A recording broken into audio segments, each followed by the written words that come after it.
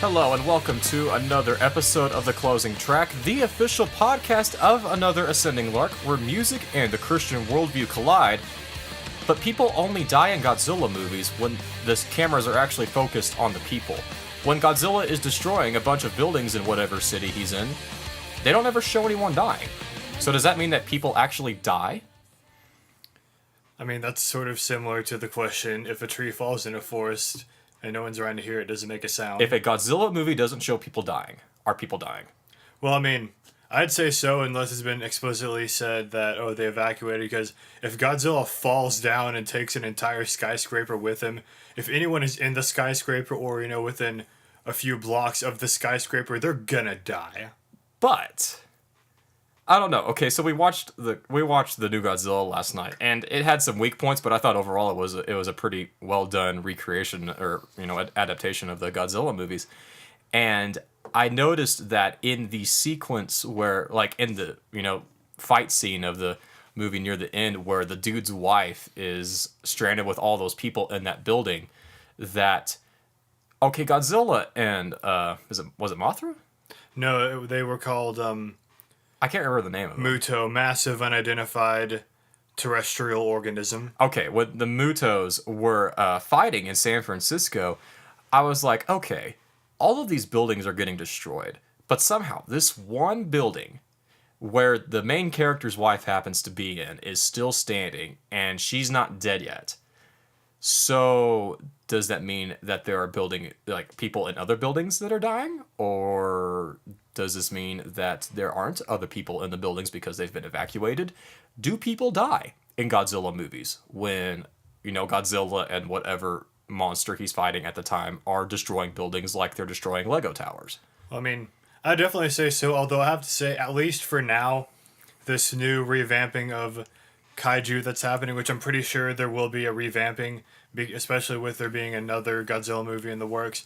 But the thing is, if once it gets to where there are a lot of these movies coming out, it's going to be like, why the heck are you living here? Like, Japan, I don't know how many Kaiju movies are there, all of them depicting these massive monsters destroying various parts of Japan. I'm like, okay, if this happened, and let's say Texas... If this happened constantly... Yeah, let's say Texas was the area that was being constantly destroyed by Kaiju, I would leave. Yeah, I would get out. I would be like, screw this. I'm done with Texas. I love my home. I mean, it's a great place to be, but if it's constantly being destroyed by multi-story high monsters, then... And here's the thing. No. And here's the thing, is that, okay, I'm not familiar with, the entire Godzilla series. I haven't seen every one of them, but I've seen a couple of them. And it seems that in between every movie, the areas that are affected in the movie just, magically get rebuilt. I'm like, okay, that might happen once. But at the rate this happens, I'm pretty sure Japan would be totally broke and completely unable to repair anything at the rate this happens. I mean, they do show various cities in Japan. I mean, it's not all Tokyo being destroyed. I mean, that is there are true. Plenty of other cities that are being destroyed. So maybe it's Tokyo is destroyed, then they destroy Okinawa and all these other Japanese cities. Then by the time Tokyo is rebuilt, it gets destroyed again. It's this constant kaiju destruction rebirth cycle. I guess. My name is Austin. I am the head honcho of Another Ascending Lark. I am the one who does all of these things. I am the one responsible for the really, really cheesy new logo for the podcast and logos and for the Facebook page and the Twitter page. So if you saw that and you thought, ooh, what graphic design noob designed this? Yeah, that's me. And I'm Brett. I can be held responsible for neither of those things. So if you're angry about it, just talk to him. Yeah, I'll take it all. The substitutionary atonement for bad graphic design. I do want to thank publicly. I want to thank Anthony Marquez. I want to thank Samuel Black. I do want to thank Josh Caudle of Overseer for their feedback and helping me get those things to look the way they did. Their insight was very, very helpful. Their suggestions were very, very useful. And so thank you guys for your help. I really do appreciate that, and I really do like the way that the things turned out. But if you're wanting me to design stuff for you, No. If you want to contact us, though, you can find us on that Facebook page. That Facebook page is just Another Ascending Lark. You can find us on Twitter at AALblog. You can visit the website at anotherascendinglark.com, or you could also email us at anotherascendinglark@gmail.com, where you can send us your kaiju theories about, tectonic activity underground that are showing patterns and signs, and how this is intentional, like this isn't random. So there's something underground. If you believe that, we want to hear from you. And if you've seen a kaiju, we definitely want to hear from you. If you see so we know where to avoid. Yeah, so we'll know where not to go. We have a great show planned out for you. Several new reviews. We're also going to be talking about the Christian label today and how it relates to hip hop, and also how it relates just to the broader Christian musician scene in general. We're going to be visiting that topic a lot. But first, we got a couple of news things to cover. First and foremost, we're not going to spend too much time on this one just because there's not much to talk about. Led Zeppelin is in a lawsuit over Stairway to Heaven. And I read this and I'm like, but the song's like 40 years old. Yeah, that's my thing. I mean, if they had a viable case, why didn't they bring it up? Why is it now 40 years later that someone is trying to sue Led Zeppelin for stealing Stairway to Heaven? Yeah, I mean, it's not like it took a while for it to gain steam and now it's popular. It was popular pretty much from immediately when it was released. And also it talks about in the article that the people who with the lawsuit are in America doing this through American courts, where they're like, we're British, we have no ties to, is it Pennsylvania? Yeah, Pennsylvania. To Pennsylvania, so we shouldn't be going through an American court. Yeah. And they were denied. Yeah, the suit claims that the band stole the song from Randy Craig Wolf, aka Randy California, founder of the band Spirit. Now his heirs are suing for credit and royalties to the iconic rock song, as a quote from the UPI report. Really? 40 years later, though. I mean, now, don't get me wrong. If the lawsuit turns out and that Led Zeppelin did plagiarize Stairway to Heaven, I will definitely be disappointed, and I will definitely lose respect for Led Zeppelin. But for crying out loud, it's 40 years later. And it's not even Randy California that's doing the lawsuit. It's his heirs. So I'm like, if he himself didn't do this, then, I mean, I don't know. It just seems kind of shady to me. Yeah, it definitely does seem shady, but we'll definitely follow this and see where it goes. The judge did not dismiss the case.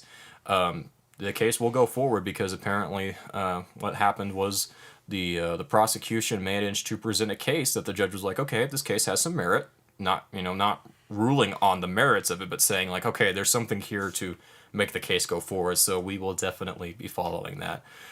Brett, I found something in the news that the Marvel fan that you are, I bet made you pretty dang excited. Yeah, apparently there was some movie called Guardians of the Galaxy that had some soundtrack, I guess. I still haven't seen it. No, I still haven't seen it, and I feel really, really ashamed for the fact that I haven't seen it yet. You should be. And just saying, I don't buy many movies. This will definitely be a movie I'm buying because, I mean, Guardians of the Galaxy, compared to, the Avengers movies that have been out of the various Avenger individuals, Guardians of the Galaxies are kind of obscure. And so, I mean, everyone saw it, they're like, oh yeah, this looks cool, I'll give it a shot. And, they didn't really, a lot of non-hardcore Marvel fans wouldn't have recognized any of them. A lot of Marvel fans were like, oh yeah, I've heard of them. I mean, it's not really one of those things that has a very vast fan base, and it sort of came out of nowhere because of that, and now it's this massive hit, and I'm really happy for it. But anyways, those of you who have seen Guardians of the Galaxy know that Star-Lord, everywhere he goes, carries a cassette tape called Awesome Mix Volume 1 of various 70s hits, and it is definitely an awesome mix. And sort of one of the things that really ties into his backstory is that it's one of the gifts that his mom gave him before he was, abducted by aliens. And so he carries that with him everywhere. If you have any theories about alien abductions, we also want to hear from you. Definitely, for sure. But now it appears that this soundtrack is being released on cassette. Which, okay, we had made the joke. I think it might have been the last episode. Yeah, I think it was. Yeah, that you were stockpiling up cassettes. And I'm like, what? I want to see these cassettes. And then I think it might have been even the next day. I No, get I'm on, pretty sure it was like that day and that you saw the news story. and I was like, oh, this is coming out on cassette. Apparently, this will be the first cassette that Disney has printed since 2003. Wow, it was that recent that they printed a That cassette? kind of shocked me too. I was like, okay, it's only been since 2003 that they stopped printing cassettes. Like, I thought, I mean, I know that cassettes were still a viable platform through most of the 90s, but I guess in like my childhood, I gave up cassettes for CDs when I was in like mid elementary school. And so I guess I just thought like, oh, well, I don't listen to cassettes anymore, therefore cassettes don't exist anymore. But I didn't know they kept printing them till like 2003. That's quite a while. Yeah, that really is. It will be out on November 17th, and it will be a limited print. So it will not be.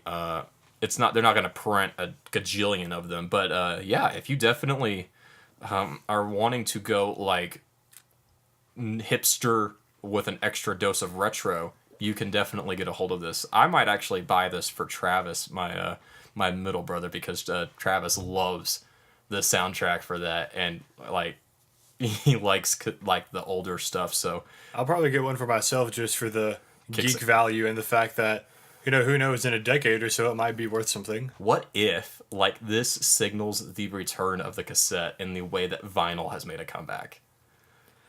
I don't know. I mean, if it does, one thing I could definitely see is they start to sell cassette winders. Like, that way, when your cassette tape inevitably explodes, you don't have to use a number 2 pencil or your pinky to wind it back into place and hope that it's not ruined forever. I always used my pinky. I never used a number 2 pencil. One more piece of news, it's just to talk about, and it's not music related, but it's something that I felt really remiss if I did not mention. Brett, why? Why? I still, I wrote, I printed out this outline like 5 days ago, and this headline is still like tearing into my soul. Yeah, same here. It's so depressing. God's Not Dead 2. They're making a sequel to God's Not Dead. I honestly think it's How? about money. How do you make a sequel to that? I mean, I don't know. I mean, maybe he goes on and now he's an intern at some law firm or something, and they're like, hey, you have to be an atheist and you have to attack these religious organizations in order to work for us. And he says, no, I'm going to continue working for you, but at the same time defend my faith, and you're going to all become Christians. See, me and several apologist friends of mine from the Christian Apologetics Alliance had a lot of fun poking fun. Okay, maybe poking fun isn't the right phrase, but trying to imagine like how do you title this movie, and we came up with several really irreligious and irreverent subtitles for this film. But really, I saw this and I'm like, I don't understand how this is even possible. I don't understand how this movie could be turned into a sequel. Me either, but I mean, honestly, I think this is an issue of money because they did rake in a pretty hefty profit. Oh, yeah. And I mean, with all of the diehard fans of anything that's a Christian faith-based movie, you know, with all of them, they're gonna buy a sequel to this. They're gonna watch it, so they know they're gonna make money off of this. I mean, I guess. I don't know. I saw this and I just had this real deep, profound facepalm that lasted. I can't tell you how long that facepalm lasted. I'm pretty sure I woke up and saw you facepalming in your sleep. That's probably what happened. That's probably what happened there. But no, so if you like the first movie, then guess what? You're getting a sequel, whether you like it or not. Because I don't like it. I was about to say, I don't like it. I don't want there to be. I wish this movie had never been made, to be quite honest. Like, I wish that chainmail had never existed that inspired this. I wish that the internet had ever existed that gave like a venue for the chainmail that gave way for this movie. This is the internet's fault. But then we wouldn't be recording this if it weren't for the internet. Never mind. This isn't the internet's fault. Never mind. Yeah, I think that's pretty good for newsy stuff. Yep. Let's get into some new reviews. I am going to be my rewind review this week will be of John Mark McMillan's Borderlands finally. It only took me forever to get around to listen to this. So I always have a fascination with people who are huge fans of the song How He Loves, because they're like, oh yeah, I love David Crowder's version of How He Loves. And I'm like, you haven't heard the original, have you? And they're like, the original? And I'm like, yeah, you do know that David Crowder didn't write that, right? And they're like, oh! And I'm like, yeah, it was this obscure guy. His name is John Mark McMillan. He writes good music. You should go listen to him. He's really, really good.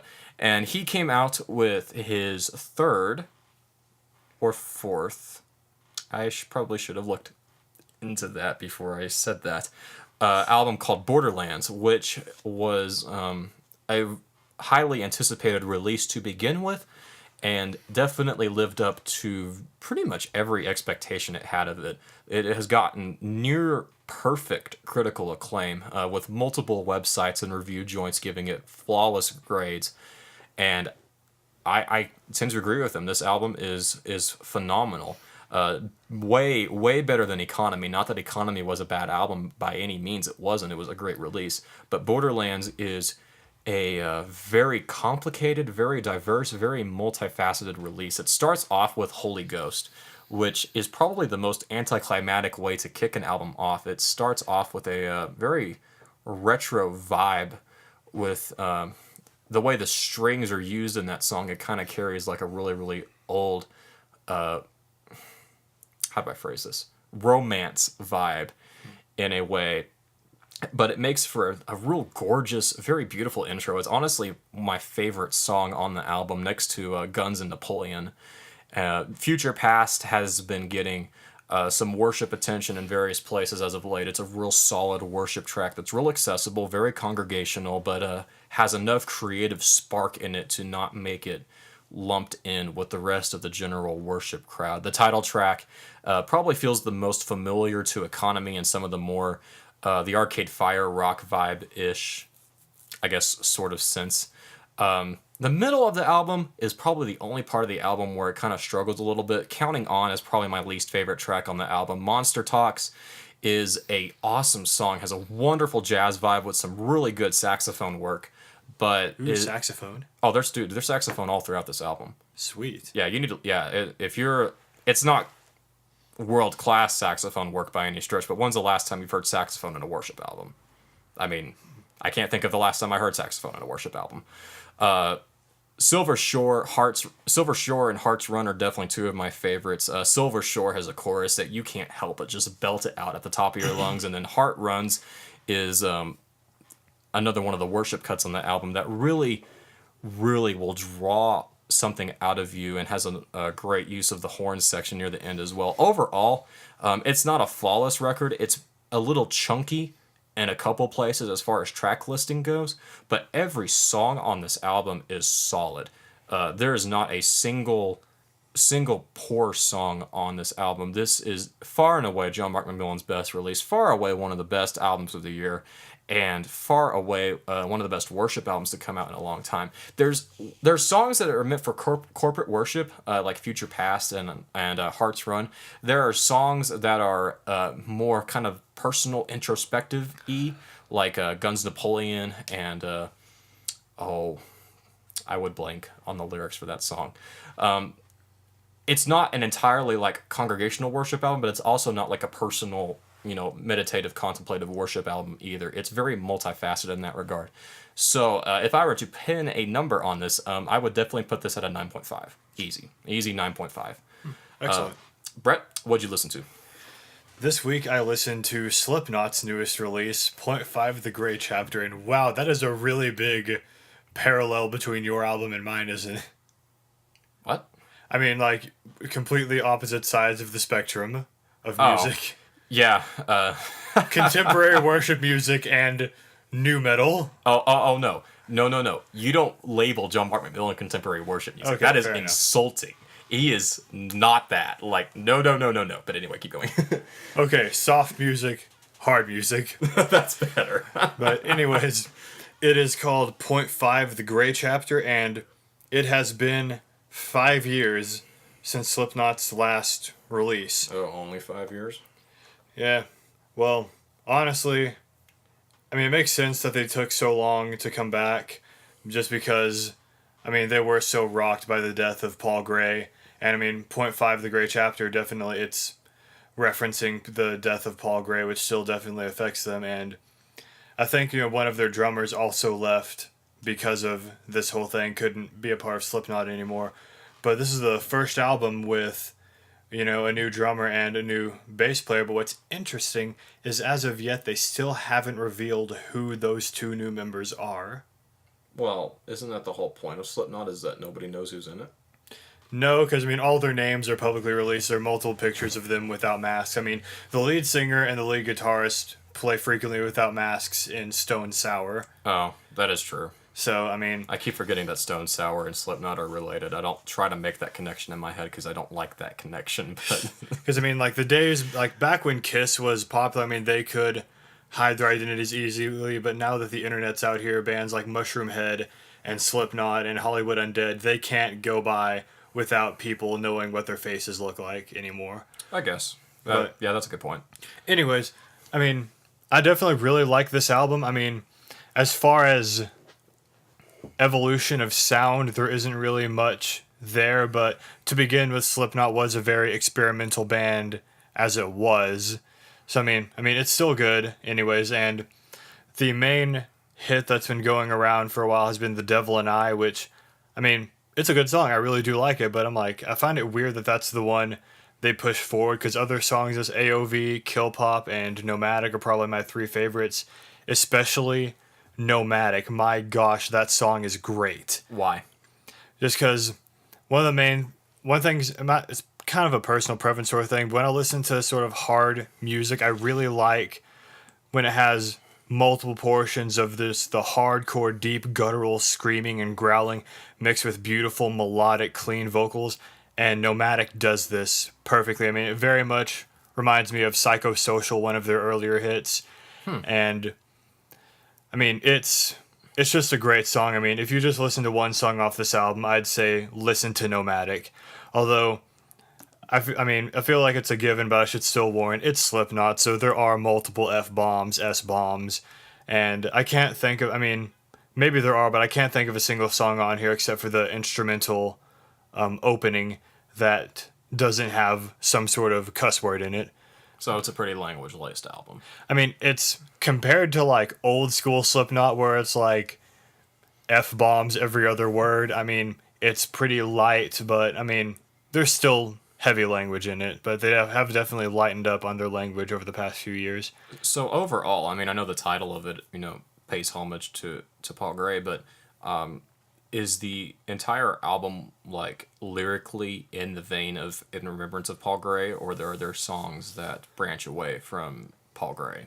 I mean, for the most part, it is just your standard Slipknot songs, and I mean, violence, broken heart related, that sort of stuff, very vague in some lyrics. And I think I'll have to listen to and read over the lyrics a few more times of Goodbye, but I think that might be the only song, if there's any, that definitely reaches out to Paul Gray. Okay. And the album closes with If Rain Is What You Want, which is a really good song to me.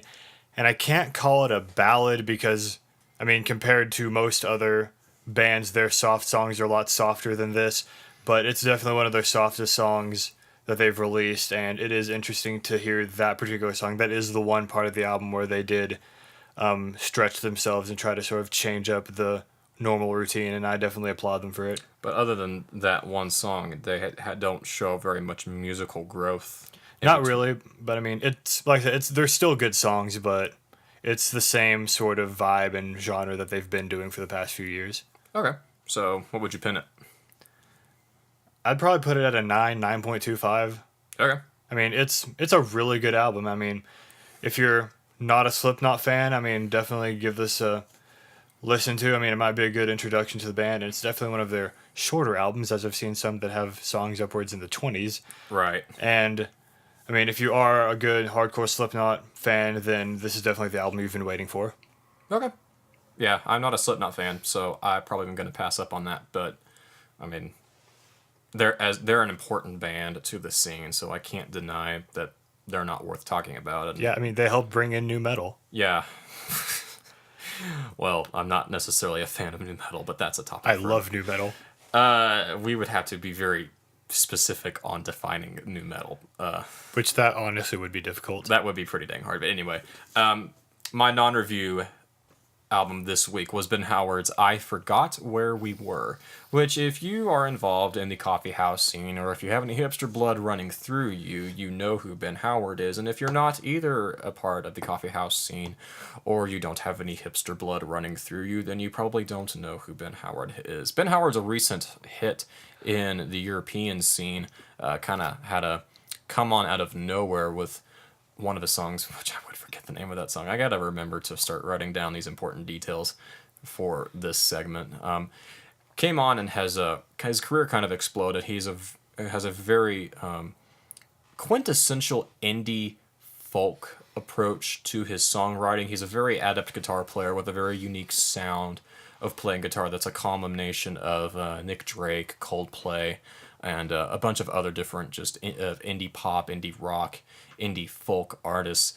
I'm not familiar enough with his first album to really comment on the musical progression of it, but I will between these two albums. But I will say, I Forgot Where We Were is definitely one of my favorite releases so far from this year, which is interesting given the fact that it's got a pretty significant flaw in it as it goes on, but it starts off with Small Things, which Small Things is a really great way to open the album up. It's really kind of laid back. It's got a real nice bluesy lead line as Ben's with Ben's very, very accessible vocals. He's not a rough vocalist. He's got a real clean, real crisp, poppy-ish sound to his voice, but he doesn't sing in a way like a regular pop artist does. Rivers in Your Mouth is probably the most upbeat song on the album. I wish there were more songs like this on the album, especially in the last half. The last half of it suffers from being really, really slow. The title track is great. I Forgot Where We Were. Really, really good guitar work in that song. In Dreams, the song following, is a real Nick Drake-ish song. Very, very hard finger picking and strumming and an alternate tuning. She Treats Me Well, which I had a lot of fun with. She Treats Me Well. That was a really, really good song. Kind of fun, kind of laid back, very romantic without being inappropriate. It's a very personal song, and I enjoyed it. I have no one to sing it to, but I very much enjoyed it. The latter half of the album isn't necessarily bad, but Time is Dancing, Evergreen, and End of the Affair are very, very similar to each other, and so they kind of bleed into each other a little too much, and they're also on the more quiet end of things, and so between those three songs, it feels like it just kind of drags on a little bit, and it doesn't differentiate itself enough to really stand out. But the songs themselves are great. Evergreen in particular is beautiful. Time is Dancing is fun, but the guitar line I thought was a little bit too low in the mix, and kind of forgot about it a couple of times. Overall, I had a lot of fun listening to this. This is definitely one of my favorite releases of the year, even if the last half of the album is a little bit of a what's the right word for this? It kind of just sludges through, I guess. It's not necessarily that any of the songs are bad, but I think the way that the tracks were arranged, it just feels a little bit heavy-handed there in the end, and it makes it a little bit harder to get through. But if you are a fan of indie, or if you are a folk fan, this is an album I would probably say is like the quintessential definition of indie folk. If you're a vinyl lover, this is a perfect album to get on vinyl. I will definitely be picking this one up on vinyl. It is, vinyl release for this one would be great. Not the best thing I've heard all year, but it's definitely one of my favorite releases for it's very colorful, it's very fun. Ben Howard has a real unique songwriting style, real unique guitar playing style, and this was a great release. So I'm probably gonna put this at a 10. Wow, really? No, I'm just kidding. Dang, you've mentioned problems with it that seemed pretty heavy. So No, I'm not going to put it at a 10. I'm going to put this at an 8.5. I think that would be a pretty fair grade for it. Brett, what's coming out tomorrow. I was going to say next week, but that's not correct. What comes out tomorrow? Well, what comes out tomorrow, we have the Classic Crimes, What Was Done, Volume 1. Which, if you were a Classic Crime fan, that is their Kickstarter, the result of their Kickstarter campaign, where they were going to do acoustic versions and updates of some of their earlier songs. So if you contributed to the Kickstarter campaign, What Was Done Volume 1 is that album. And we have Trip Lee's Rise at the gates with At War with Reality, She and Him's Classics, and a new King's Kaleidoscope album. Which, I got dibs on the King's Kaleidoscope album. Also coming out, I think it might have come out today, actually. Yeah, today, Chris Tomlin's Love Ran Red and Taylor Swift's 1989, which I'm surprised... You can have Taylor Swift. You can have Taylor Swift. No, I'm surprised you even put Taylor Swift on here. Well, it's a significant release. I mean, Relevant Magazine, which, I mean, I go to Relevant Magazine as a source for all things. Oh my gosh, they have been talking up Taylor Swift's album a lot as of late. And I'm like, really? Like, why? Like, and the people in the comments are like, Relevant, we don't care about Taylor Swift. Like, it's just really funny. But it'll be interesting to contrast Chris Tomlin's new album with King's Kaleidoscope album. Jesus Freak Hideout, one of my main sources for, well, everything, I guess, published 3 5-star reviews of the new King's Kaleidoscope album that comes out tomorrow. So I'm really looking forward to getting my hands on it. The lead singer of King's Kaleidoscope was on the Reformed Pubcast a couple weeks ago. Yeah, that was pretty cool. And that was a great episode. And so I'm really looking forward to hearing the King's Kaleidoscope album and contrasting it with the Chris Tomlin album. That might be the theme for the thing for next week's show is the present state of worship, when we have a new Chris Tomlin album and then an album from a band that is being really risky and experimental with their approach to worship. So I don't know, that might be what we talk about next week. Brent, we haven't talked about beer in a while. Let's have some beer talk. What are you drinking right now? I'm drinking a Sierra Nevada Optimum Imperial IPA. Oh my. Yes, have a sip. Okay, I will love a sip. Please continue explaining while I enjoy a sip. Basically, this is a beer with over 100 IBUs. Oh my gosh. And you believe me, don't you? Oh my gosh, yes. Yeah, Whoa. It's very hardcore. Ooh, sorry about that. It was a very hardcore flavor. Definitely very bitter, very hoppy. I mean, this has been... Dang. Hoptimum is definitely an accurate name. It has been hopped up to the max, like dry hopped. I mean, a lot of hops in the addition. It's been torpedoed. I mean, this is a big brew. Yeah, wow. Dang. Yeah, you have to be ready for this kind of a beer. I wasn't ready for that. I mean, I've mastered the Dogfish Head, and I've mastered I can't say the name of that on here. I would have to put the explicit tag on here. I've mastered the Arrogant B Ale. I couldn't say that, and I would have to put the explicit tag on, and I don't want to do that. So I thought, okay, whatever. I've reached the pinnacle of hop beers, but that, oh my gosh. Yeah, it also stands at 10.4 alcohol by volume percentage. That's so 10.4? Yes, 10.4. I didn't really get much of an alcoholic taste in that. That's because there are so many hops that mask the alcoholic flavor. Well, I believe it. I mean, if you're going to drink this, definitely be prepared for it.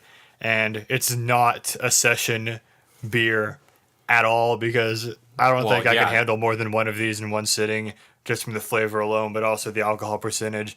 Once you get halfway in the second one, you might start losing the ability to taste it. Oh my gosh. I am drinking one of Brett's home brews, which... Did you ever decide? Did you decide on Turning Leaf? Yeah, it's the Turning Leaf Red IPA. Why don't you explain what's in this?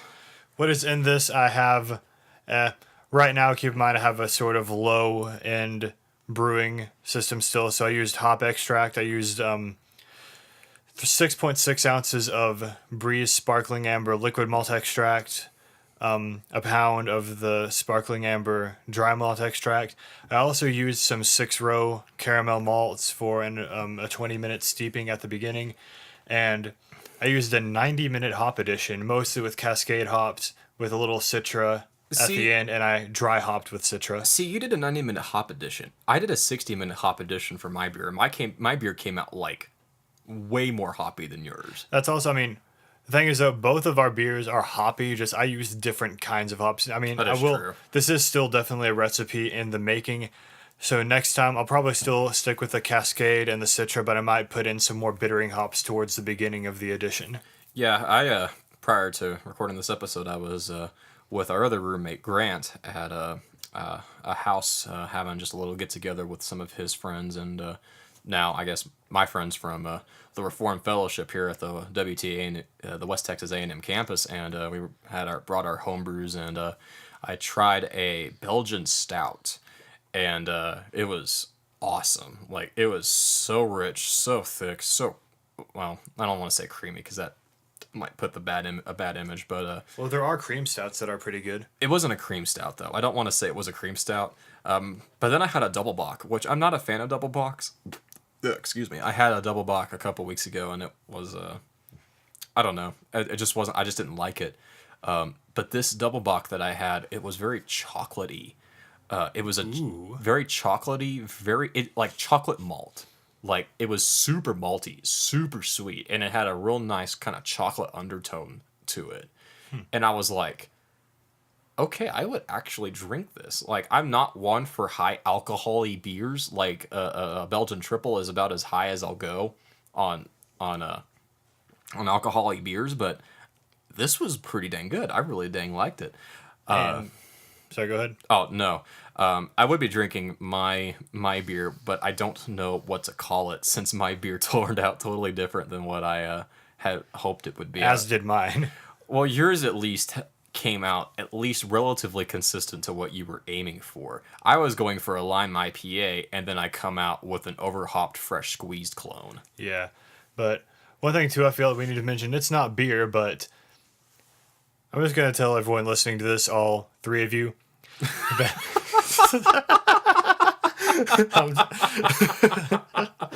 Actually, the last episode that we did had 60 downloads on its first day. Ooh, Continue. awesome. But, sorry, I just had to. But there is a local bar that I really like to go to called the I Don't Know Sports Bar and Grill, which has nearly 300 different beers and ciders and such. We haven't been there in a while. Yeah, we haven't been. They'll have to change. But I noticed early on in me going there that they had something called Ace Pineapple Cider. Oh my gosh, that is so good. Yeah, every time I went there, I would order it and they say they were out.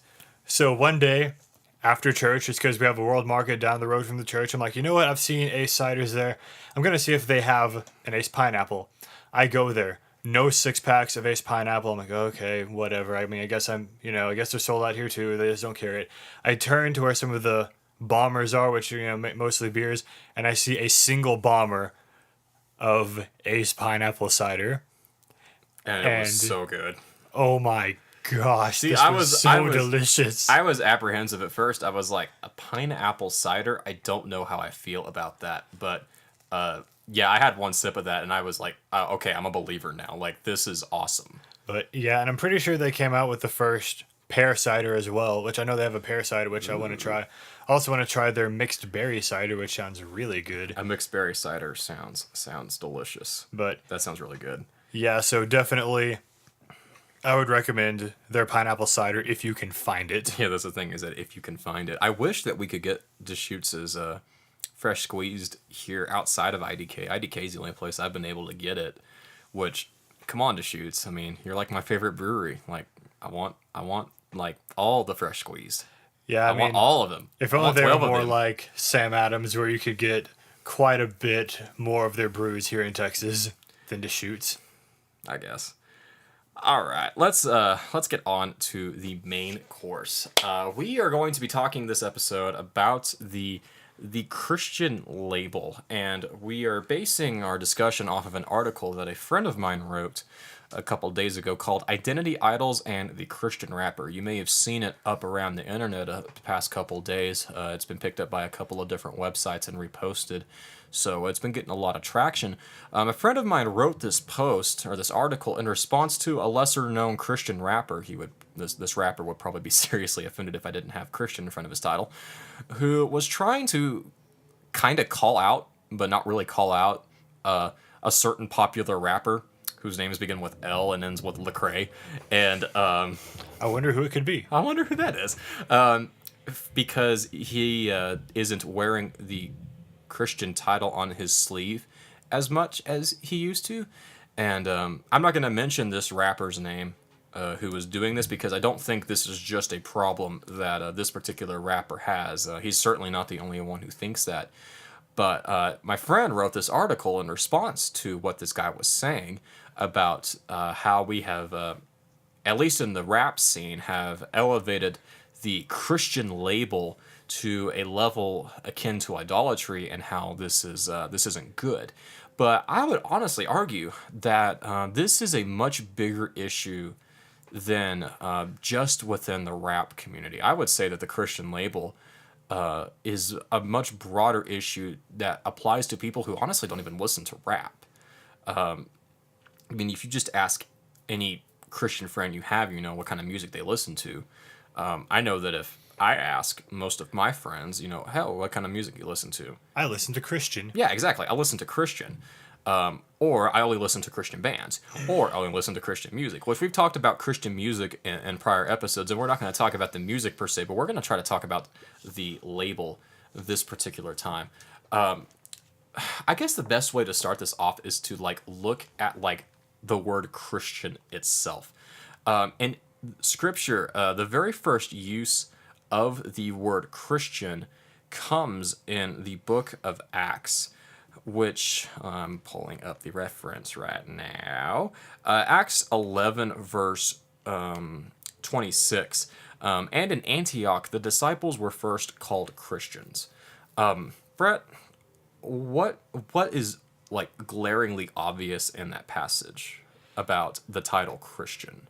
That it was, I mean, it was more like something a group of people is called versus what the group of people were. They were disciples of Jesus, and they were starting to be called Christians. I mean, that seems weird. It's not like, and it was at this point that this group of people was known as Christians. It was at this point they started being called Christians By others, like by others. yeah, by like non-Christian. Well, it doesn't really say non-Christians, but well, I guess non-Christians is implied in the context of that passage. But that was the label that others gave to them. Like they weren't bestowing the Christian label to themselves or really any other label to themselves. Like the title came as a result of the way they were living. Which it literally means little Christ. Right. So they had to be like living like little Christ, little Jesus before the title was, you know, that's how the title came about, was because their lifestyles were so consistent with the way that Jesus taught them to live, that they were imitating Christ to the point where they're like, these guys are like little Jesuses. Little Jesuses. That's just sounded That sounds weird. kind of disturbing. That actually sounds really disturbing. I probably shouldn't have said that. Even though it's probably not technically wrong. And it's not like explicitly mentioned in Scripture, but we can tell from I think from Paul's letters that living in obedience to Christ before man was like the qualification for bearing the title. Like I don't think Paul anywhere in his epistles or James or John in their letters put having the title as a means of like having the works or the actions of. I think it's like live this way first, and then the title like will come as a response to the way you're living. And also I find it interesting that I'm pretty sure the word Christian only appears one more time in the Bible, but Paul in his letters and all the other writers of epistles, they never said to the Christians of the church in Philippi, whatever. They said to the brothers in Philippi. Yeah, they did. And that's definitely an interesting point, that if this title was really given around to them at Antioch, that Paul could have used that title on them, but yeah, you're right. He addresses it to the church at to the church at such and such place, or to such and such person. Andy Mineo even joined in on this rap little thing and said had this little remark. And Jesus said to his disciples, "The world will know you are my disciples by your Christian T-shirts and the titles you put in front of your possession, and your tweets, and your religious view sections." Oh wait, no, he didn't. The world will know us by our love for one another and when we act like Jesus, which is what was happening in Acts when in Antioch, these believers were getting coined the title Christians. They were showing the love for one another and acting like Jesus, and people were like, "Hey, those guys are like Jesus. Let's call them Christians." Which, in today's present music scene, almost the opposite is true. Yeah, I definitely. mean, it seems like I could call myself. Well, let's take Believe Me. Let's take Believe Me for example. Alright. Let's tie this back into Believe Me, just because we're like super huge fans of that movie. Like those guys, the main characters in the movie, they adopt the Christian label, But they weren't Christians. but they weren't Christians, and they adopted the label and then tried like to live that lifestyle, like the whole sequence where they're like learning the worship stances and like, do we pray before food, and that one really bad joke about Calvinism and buffet lines that I still don't quite understand. Yeah. Like, okay, they have the title, but they're now going to try to get the lifestyle that's associated with the title after the fact, instead of having the lifestyle and then the title be conferred on to them. So this might seem like a minor deal, but I honestly think that this could make or break the Reformed hip hop movement, depending on how this debate goes, because just my opinion on this particular point, it seems that fans of the Reformed hip hop artists seem to be a little bit more impressionable than in some other places about what certain rappers say and how much they buy into it. Yeah, definitely. I mean, and this definitely isn't a new thing. I mean, I wouldn't completely call POD rap, but I mean, in the early 2000s, they were also saying, we're not a Christian band. We're Christians, and we're in a band. He said, I think it was Sonny Sandoval said, if I was a plumber, I wouldn't call myself a Christian plumber. Yeah, and oh gosh, I would forget his name. Lead singer of Switchfoot, whose name is escaping me, even though I Me as well. John dang Foreman. it. John Yes. Foreman. I don't know why I would forget John Foreman. John Foreman has said the same thing quite a bit. To quote my friend here, I can't even write this without saying Christian hip hop or Christian rap. It really is an odd thing that has such deep significance in the Christian subculture, so much so that I'm willing to call it an idol at worst and a necessary tradition of man at best. There are categories like atheist rap, Muslim rap, or hedonist rap, which when I read that I immediately thought John Piper. I don't know why. I can definitely understand why. There is just rap and Christian rap.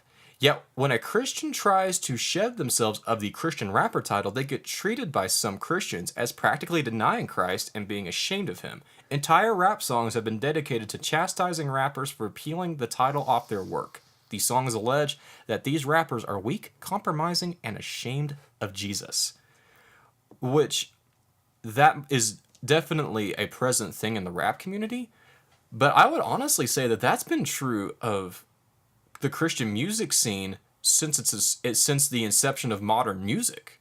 That this has been a problem the whole entire time. Which I really don't understand. I mean, let's say, for lack of a better word, there's some secular band out there, and excuse me, a couple of the members of the band start talking about their faith and say, yeah, we're Christians.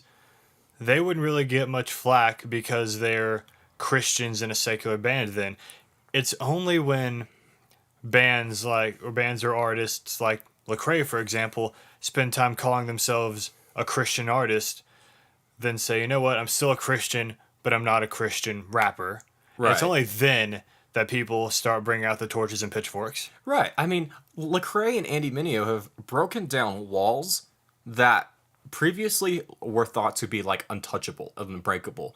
When Lecrae went #1 on the Billboard 200, I mean, who honestly could have predicted that at one point in time? If you had said, 7-8 years ago, that a Christian musician, like a very vocal Christian rapper, would have the #1 album on the Billboard Top 200, like that would have been crazy. That would have been a pipe dream of the highest extent. But it happened. And Andy Mineo, there was a video I saw earlier today where somebody was demoing an iPhone, one of the new iPhones, and they're showing it off at like a stand or whatever, and they go into the music app and they pull up Andy Mineo. Huh.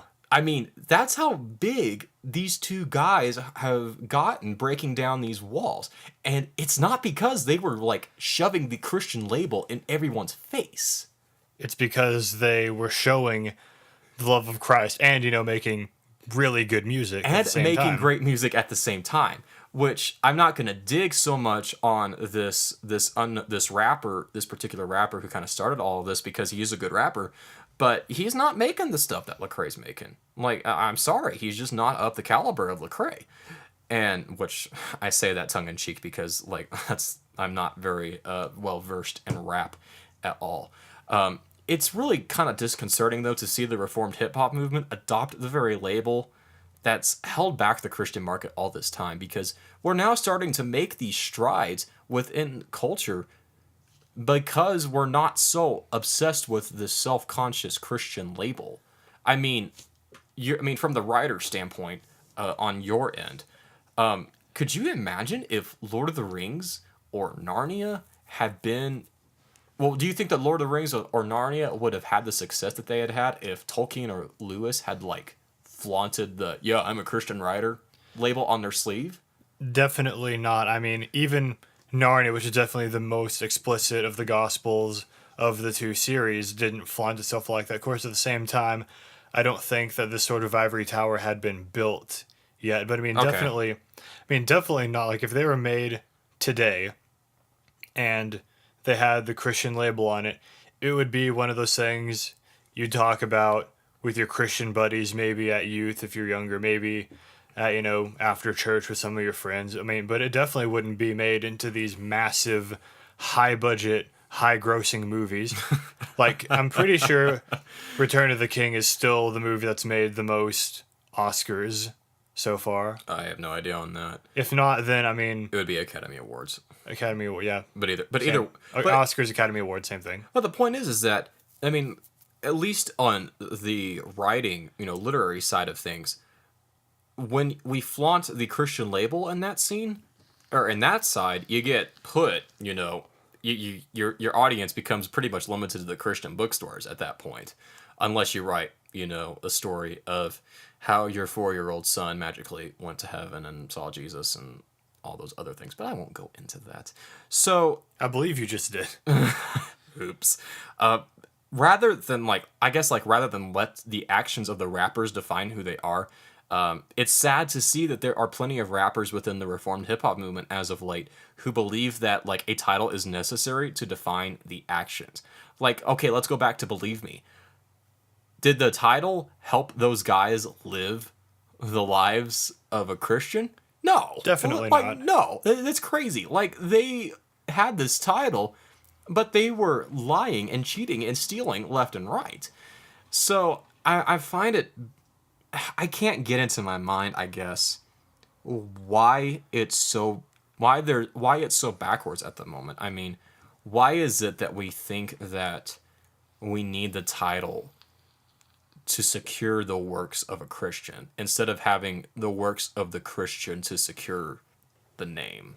I honestly think that it's because of the ivory tower that's been built, that we've allowed to be built over the last couple of decades. I mean, we have Christian radio stations, we have, Christian music awards, we have all these things that are supposedly proclaiming the love of Christ, proclaiming Christianity, being these good, positive, uplifting, whatever for Christians, but we're not taking it out into the world. I mean, Christ told us to be in the world, not of the world. Are we being in the world if we huddle around in our own little circles and talk about our own little books, our own little music, our own little whatever? Which, no, you're definitely right, but it seems like some of these rappers that are like, you gotta have the label or whatever, are like, go into the world and be in the world, but wear this label first and foremost, rather than let your actions differentiate you from the rest of the world. I mean, and I can understand to some extent where these guys are coming from because that's how I was at one point in time. I mean, there was a point in time in my life where I was like, oh my gosh, if it's not Christian music, it's Satan. Like it's of the devil, and I'm not listening to it. Obviously, I have changed. Obviously. Yeah, obviously, I have changed. But there was a point in time in my life where the Christian label was like a make or break factor for me listening to a band. Like, if they weren't a Christian band, then I couldn't listen to them, or I wouldn't listen to them. So I can understand to some extent what this mindset, but I'm still, I guess it's bothering me so much that this is happening in the Reformed hip hop side, which at the moment is the most theologically robust, most artistically flourishing side of the Christian market at the moment. I mean, this is something that we had to deal with, once upon a time, and we're now having to deal with it again in a place where I honestly don't think we should be dealing with it. Definitely. I mean, and what I find funny to begin with is these artists back in the day were being criticized for, proclaiming Christ in a dirty music genre. And they're like, how dare you, try to use this sort of genre? This is horrible. This genre is satanic. You can't mix this genre with God. Right. Well, we had the incident last year where that panel of all white men declared Reformed rappers to be cowards and to be dishonoring Christ, and that was a pretty big publicity moment for the movement, because the movement responded in a way that's like, no, how about you actually listen to our music and listen to what we're saying and the way that we're living and the reputation that we have amongst the unbelieving world, and try again. And the guys apologized. They're like, yeah, we shouldn't have said that. That was wrong. That was totally not true. We should never have said that. But now we're starting to get into this debate that has held back every other genre of within the Christian music market, because the pop market is hopelessly encumbered with the Christian label. Like, Definitely. The rock side is hopelessly over encumbered with the Christian label. The hard rock side, once you get into the more hard rock and metal side, you can kind of get a little bit more break away there. But especially with like the Christian rock and the Christian pop side, like the Christian label for most listeners is like a make or break factor. Like, if they're not a Christian rock or a Christian pop band, then just forget about it. Yeah, and on the other side of things, I won't mention names of bands, but there are certain bands that I've listened to that have the label of Christian band, but you listen to the music and it's like, where's God? I mean, yeah, you're not talking about anything horrible, but I mean, you're not really mentioning any of the things of God that much at all, but you're a Christian band. Well, right. That I guess that goes back to like letting the actions come first before the label, because you have, they call themselves Christian bands or Christian musicians, whatever, but their music doesn't reflect the Christian worldview. Their music reflects moralistic therapeutic deism, or some other, biblical distortion, unbiblical distortion of Christianity. Or, I mean, even if they're like just one of those regular secular bands that just sing about stuff that isn't really vulgar, and they might have one or two songs that have a passing mention of Christ. I mean, there's nothing wrong with that. Okay, but how do you have the label of Christian with that? Okay, do you remember back in the day when "How to Save a Life" by The Fray was like played all the time on Christian stations? I still like that song. Well, I still like that song too, but you go look at their Facebook page. Well, okay, the last time I looked at their Facebook page, which this was a couple years ago, like, language everywhere. Like, these guys were obviously not a Christian band. I mean, it's the same thing with "You Found Me" by The Fray. Yeah, You Found Me. Which, again, I like that song. I mean, I definitely can see some sort of godly truth in that, but they're not a Christian band. But yeah, I think we could go on about this all along, but there's nothing inherently wrong, I think, with the Christian label if you want it. Like, I mean, I guess if you want to market yourself as a Christian band, and if you're a Christian, I guess there's nothing inherently wrong with that. I think the problem is when you try to set this as a standard for others to adhere to, and you judge them based on that standard. Like, that's legalism. Like, that's straightforward legalism. And as a form of legalism, that is never mentioned in the Bible. Yeah, that's the thing, is that it is never, ever mentioned in the scripture that this has to be adhered to. Which, going back to the hip-hop movement, for a movement that is so scripturally conscious, I'm surprised that they haven't noticed that. I'm surprised that this movement is having to deal with that when they are presently the most scripturally conscious section of the Christian art sphere at the moment. I tried to come up with a name for it and I couldn't do it. To quote my friend in his article again, the questions that need to be asked now are the same ones that were asked in the days of the Reformation. Primarily, is this biblical? Yet when that question is asked to those who have dug their heels in to defend the label of Christian rapper, they find no precedent for such label in the Bible. There is no scriptural argument that can be made for a Christian to have to tag the title of Christian before whatever work they do. So this odd standard is exclusive to the American music industry, and it has been built by Christians because it grew from the CCM scene, which was almost entirely worship songs. Now the scene is wrapped up and there is needless division, pride, and scorn over something that isn't even mandated in the Bible as something that Christians must do. Boom. Boom. Yeah, I mean, I actually jumped in at one point on that one rapper, on one of the things he said, and he was more or less saying that, like, once you start, like, distancing yourself from the Christian title, it, like, makes it easier for you to compromise and fall away. And so I said something to the effect of, okay, so because I don't call myself a Christian pest control technician, it makes it easier for me to compromise my faith at work? I'm like, that's stupid. That's ludicrous. And I'm not a Christian mentally challenged vocal trainer, and that's supposed to affect that? I was trying to think earlier, like, what are you? Yeah, my title is vocational trainer. Just for those of you listening, basically right now what I do is I take care of really low-level mentally challenged people with, various basic needs to help teach them certain things. Like, one, I'm trying to help with dexterity. One, I have to do physical therapy with and stuff like that. So, I mean... But the Christian label isn't, necessary for your witness at work. Definitely not. I mean, that's irrelevant. Like, especially with people, you're dealing with people who don't have, all their mental capacities present. They're not going to care, I guess, if they have the Christian label. They're going to care if you show, love and care and attention in taking care of them. Definitely. I mean, one of the main two clients I work with is completely nonverbal. I don't know if he can understand the things I say to him, but at the same time, I'm doing my best, showing love, providing him things that he needs, providing him help with very basic things that most of us would just do, that we take for granted that we can do. I mean, telling him I'm a Christian vocational trainer for you probably means absolutely nothing to him. Yeah, I mean, and yeah, it's only within the music scene and I guess the broader arts scene in particular that this is happening. This has been a problem since the dawn of CCM, and this is a potential turning point, I think, for the future of the Christian hip-hop movement. So if you're a Reformed hip-hop fan, and if you agree with our position, like if you think that the whole Christian label thing is totally unnecessary and is a threat to the movement, this is not a subject that you want to stay silent on.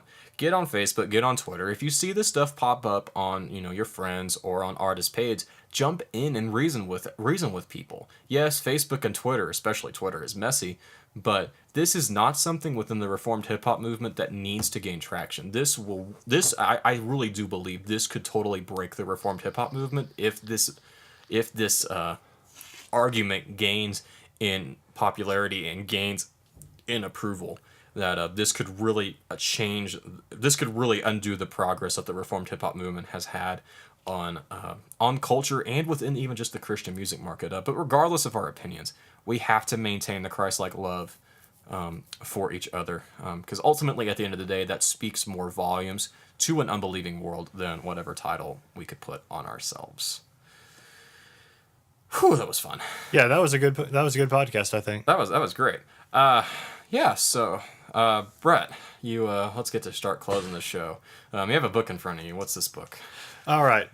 Well, just sort of lead into this, my recommendation for this cast is Loot Crate. I'm actually surprised I haven't mentioned this before. Basically, what Loot Crate is a subscription box full of nerdy things. It's around 20-ish bucks a month, but the things you get in each box is altogether worth a lot more than 20 bucks. A lot of times it'd be a t-shirt, various things in it. And this particular month, the theme was fear, given that it's, October, Halloween sort of thing.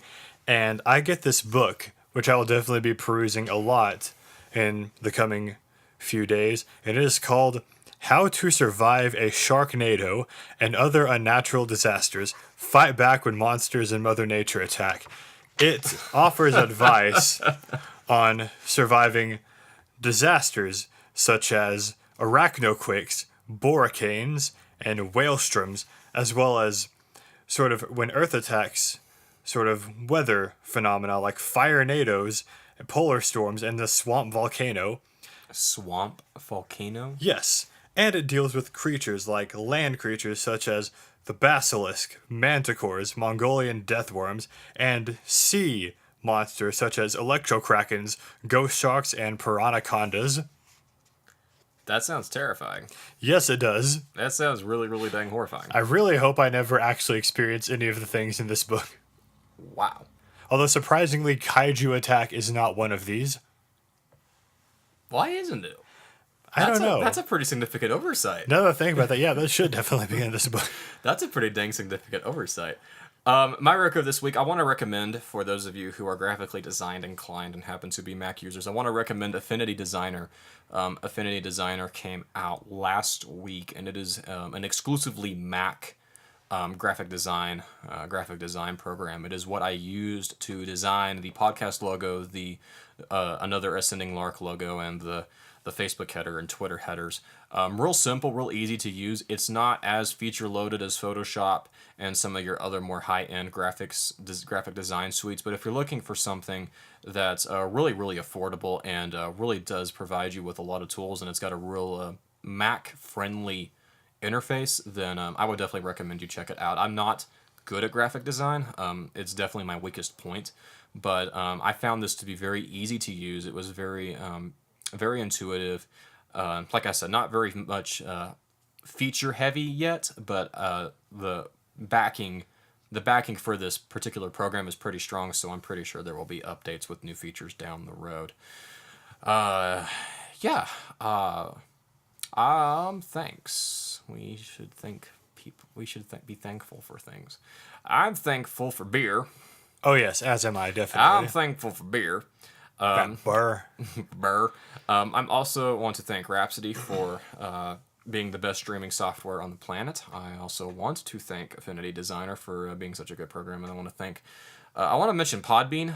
For those of you who might be wondering where we're hosting this show, we're hosting this show on Podbean.com, which has a really, really good deal if you are needing unlimited audio and unlimited bandwidth hosting for about $10 a month is what we pay for, and we have a pretty good amount of customization and stat tracking and all sorts of other things. So if you're looking at doing a podcast of your own or wanting to change where your podcast is being hosted, check out podbean.com. I looked at several options before doing this show, and Podbean, I think, has been the best bang for my buck, and I definitely have had no complaints with it so far. And as always, in each episode, we want to take time to mention the gospel of Jesus Christ. With the legalism that we talked about in this episode, the gospel is the absolute antithesis to legalism, where our salvation is not based on our performance. It is not based on the things that we can do, because we know that we cannot do enough good things to make ourselves right before a holy and righteous God, where we needed someone to come and to give us his righteousness in order to stand before God the Father. So the gospel destroys the confidence that we have in our flesh to be able to adhere to having the Christian title on our sleeve, or avoiding sin, or how much good works we do. The gospel destroys any confidence that we have for boasting in the flesh, because Jesus has lived a perfect life, died a perfect death, and has defeated death and sin on the cross, and has imputed to us who believe in him his righteousness that the Father sees in us when we stand before him. So the gospel is the antithesis to all legalism, to all man-made religion, where rules are the means through which that we find our salvation. And the gospel tells us that it is by grace and faith alone that we are saved. Praise Jesus. Praise Jesus. So yeah, this has definitely been a great episode. I'm thankful that I'm feeling better. I was feeling like super sick earlier in the week, and now I'm thankful that I'm feeling quite a bit better, that we were able to get this episode. Except for the fact that my boss has given me the whole week off, and I don't know what I'm going to do with myself. Read How to Survive a Sharknado. Maybe. I might read that. I Probably won't read that. If you want to contact us again, you can find us on Facebook at Another Ascending Lark. Another Ascending Lark. Our website's AnotherAscendingLark.com. Twitter handle is AALblog.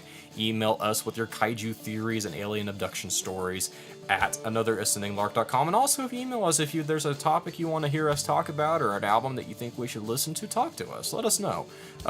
We'll be more than happy to cover things that you want to hear covered. So I'm Austin. And I'm Brett. And hope you guys have a great week, and we will see you next Tuesday, because we are going out of town this weekend, and we're not going to be recording, so we'll be have to record Monday again.